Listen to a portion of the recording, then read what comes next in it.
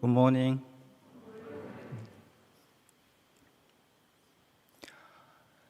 I'm going to talk about how to apply the concept of emptiness in our practice. When you think of one Buddhism, what comes to mind? For most people, the image of one circle comes to mind.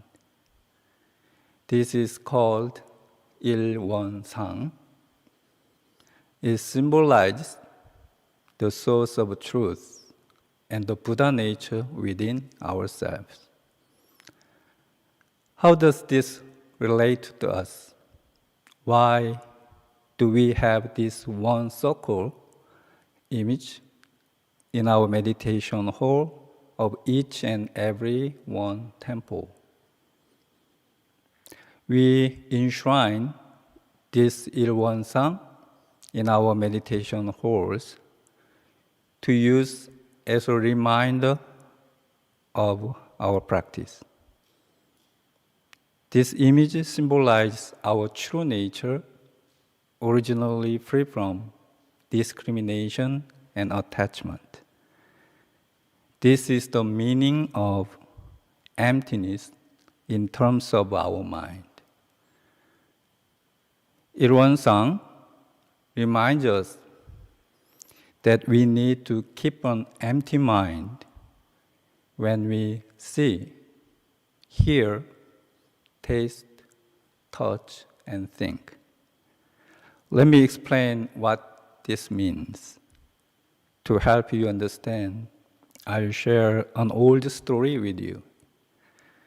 One day, a Korean Buddhist monk named Won-Hyo was traveling to China to further his study of Buddhism. As night fell, he was so tired and thirsty. He found what he thought was a cave and crawled in. As he groped across the ground in the dark, his hand touched a bowl full of water.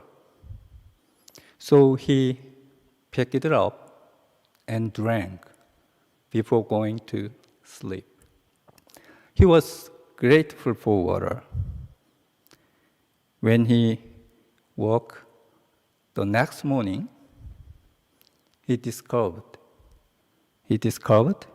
the bowl was not a bowl at all, but a skull full of water.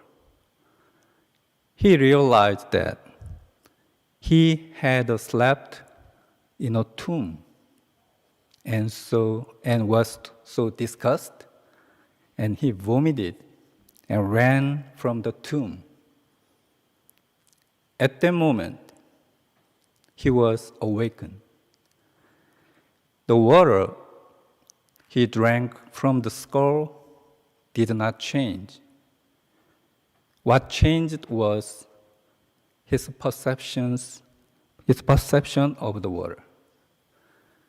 Our thoughts create what is good or what is bad. That means our perception places value on what is considered good and what is considered bad. But they may be neither. Our entire life experience is a creation of our mind. We view the world through our thoughts. As one thought appears, everything appears accordingly. As one thought disappears, everything disappears accordingly. The nature of all things is neutral, neither good nor bad. There's neither good nor bad before a thought arises. However, When a thought arises, we create our own world through all our memories, expectations, reactions, and so forth. We label and discriminate things and become attached. This is the root of suffering. This happens both internally and externally. Internally, it creates the sense of unchanging I. And externally, it projects the concept of others. We must realize that the cause of suffering is not in sense object, but in our habitual discrimination and attachment. In other words, the senses and the sense objects themselves not a problem, but our attachment. People often react differently to the same situation. If we look closely, we can see that it is not the situation that troubles us, but our perspective. It is not an event that makes us feel happy or unhappy. We may experience sadness, stress, or excitement because of our swirling thoughts about the event. If an external situation is cause of suffering, we will need to avoid or remove it. However, if our discrimination and attachment are the cause of suffering, we do not have to avoid or eliminate it, but rather use it as an opportunity for practice and growth. Sotaesan, the founding master of Won Buddhism, said, in order to cultivate the true meditation, we must learn to discipline our mind amid thousands of sensory conditions and gain the great strength that is not disturbed by such conditions. Our practice is to nurture the empty mind and use it in any situation. We can make progress in our practice when we have this clear standard of how to use our mind. If we keep this in our mind, every moment can be an opportunity for practice and growth. Therefore, we must always check our mind to see if we are being led by discrimination or attachment. No matter how difficult a situation we may be facing, it is possible to take a step back and be aware of our mind and to the state of our original nature. This is the place where we can always return and take a refuge. Let me tell you how to use our minds in more detail. When we see, hear, smell, taste, and touch, we should practice doing so without discrimination or attachment. This principle must be applied in any situation. We can then experience emptiness. We can build internal strength that is not disturbed by any conditions and also see things as they are.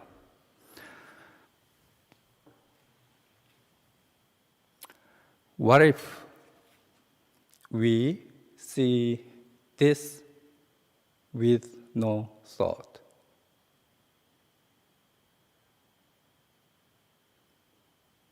there is only the scene. There's no thought of I or of form. As it says in the Heart Sutra, form does not differ from emptiness. Form is emptiness. We are one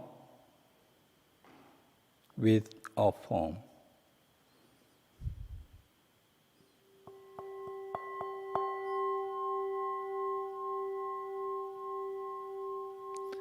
If we hear this sound with no thought, then there is only what is heard. Sound does not differ from emptiness. Sound is emptiness. We are one with the sound. Our mind rests in equanimity as well as in the realization of emptiness. When we dislike someone or something, let us practice no thought. Having no thought is different than ignoring the thing or the person. For example, let's say you happen to meet someone on the street you don't like and want to keep your mind empty. You might want to ignore that person as if you do not see him or her. By ignoring that person, can you really say that you cultivate an empty mind?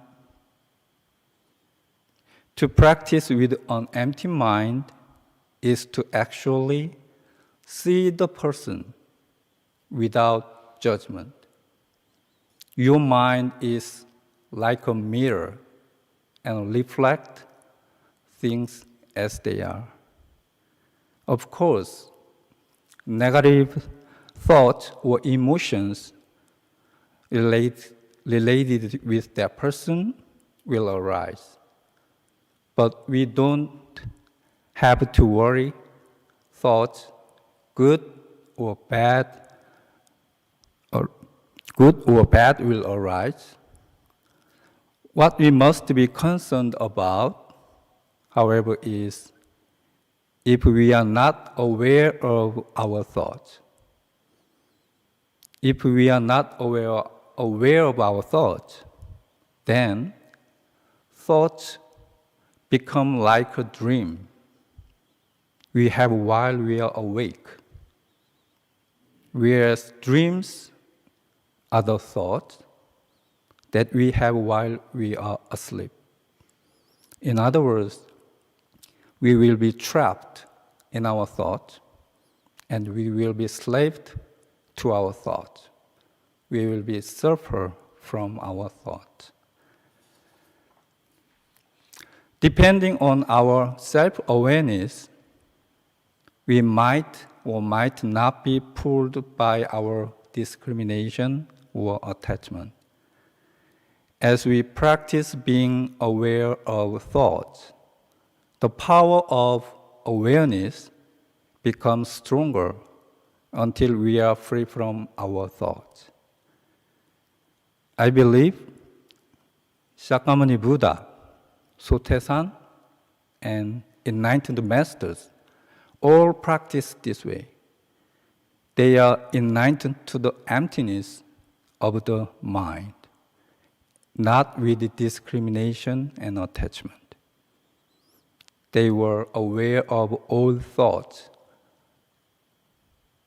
arising in their mind and saw clearly into the cycle of suffering. Therefore, they were free from all suffering and distress. This is where great compassion emerges. When we become free from suffering, we want to help others become free from suffering too. By looking closely at the true nature of this world and practicing meditation, we can see that all things occur only in our minds. Through practice of emptiness, I hope we can end our discrimination and attachment and be free from suffering. Thank you.